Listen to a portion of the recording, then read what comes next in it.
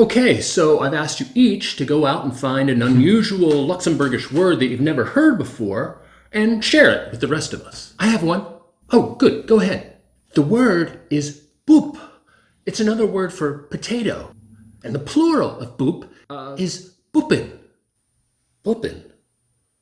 Doesn't that mean to What? Yeah, look. I thought it just meant potato. A lot of Luxembourgish words have a second meaning. Ah, there's an example sentence. Du kan ze zoveel light boppen, feest de wels, me vergis de condomer net. You can as many people as you want, just don't forget the condoms? Good translating. Thanks. Oh, hey, I got a word. Go ahead. Oh, good.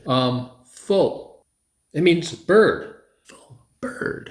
But it also means... Oh, I think that's a good place to stop for today.